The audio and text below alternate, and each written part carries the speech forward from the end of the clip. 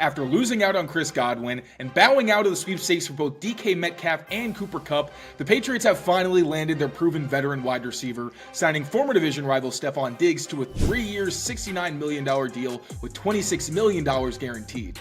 Now, there are some pretty obvious concerns that come with this move, but from this perspective, it is a low-risk, potentially high-reward acquisition for a team with entirely too much money and not enough talent. A two-time All-Pro and Pro Bowler from 2020 to 2023, Diggs is one of the most accomplished receivers of the past half-decade. The 6-foot, 195-pounder's never had great size or explosiveness, but he's a savvy route runner with outstanding competitive toughness and ball skills. He also has experience working with young quarterbacks, having been integral in Josh Allen's ascension early on and a top target for CJ Stroud in 2024. Through the first 8 weeks of last season, Diggs had almost 20 more targets and 15 more catches than the next closest Texan, and his 3 touchdowns were tied with Nico Collins for the most on the team. Diggs was also highly productive from a league-wide perspective, trailing only Chris Godwin in receiving conversions and ranking top 10 in catch rate and wide receiver rating when targeted. That hot streak was cut short in Week 8 when Diggs suffered a non-contact ACL tear.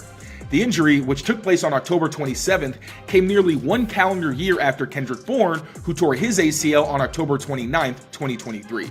Now, Kendrick Bourne missed the entire offseason program and didn't return to the Patriots until October of the next season, but ESPN's Adam Schefter reports that Diggs is on track to return by the season opener.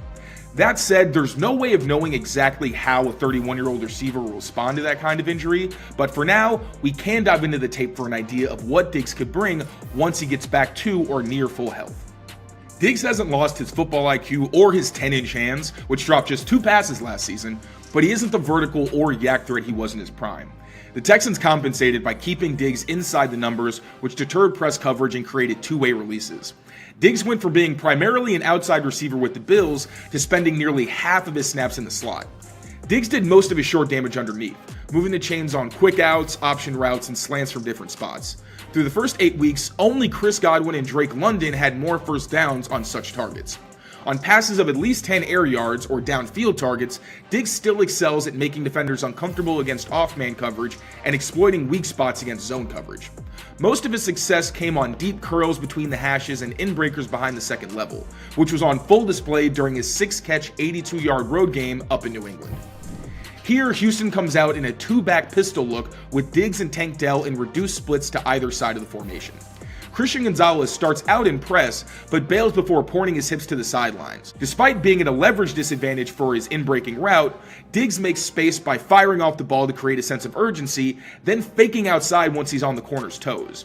Then, when Gonzalez bites and tries grabbing to recover, Diggs swipes the arm away and breaks inside before catching a heater for 6 points. Diggs doesn't get the same consistent separation against press man, but his strong hands and concentration allow him to make difficult grabs despite being completely blanketed in coverage.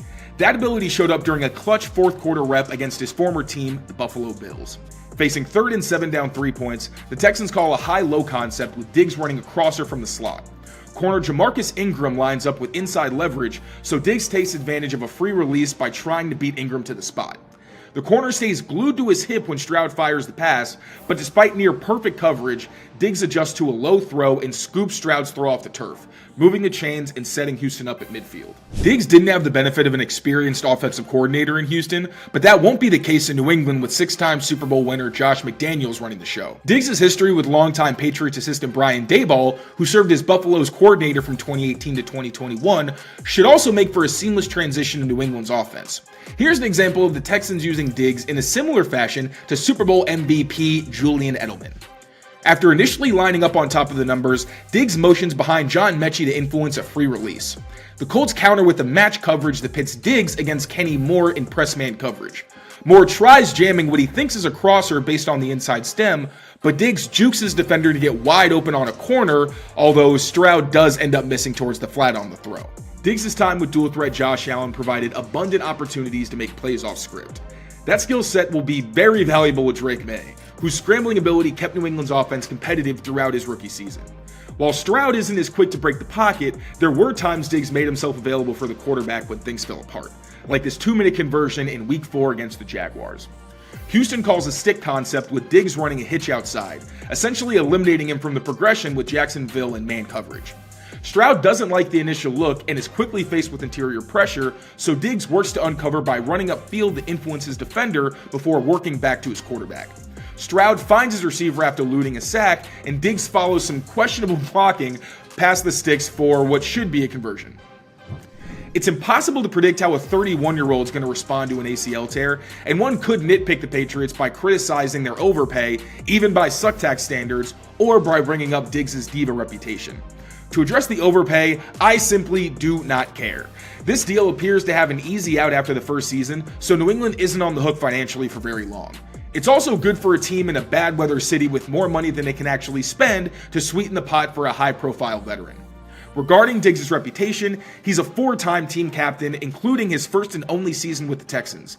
Demanding targets did contribute to trades from the Vikings and Bills earlier in his career, but that wasn't an issue in Houston, and he's projected to be at the top of the pecking order for the Patriots.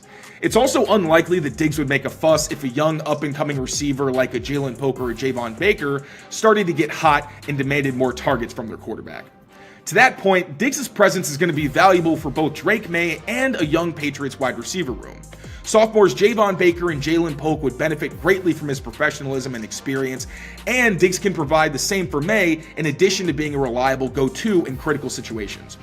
If Diggs is relatively healthy and plays out his contract with the Patriots, it means New England got a relative steal for their young franchise quarterback and passing attack at a time when quality receiving options were pretty scarce.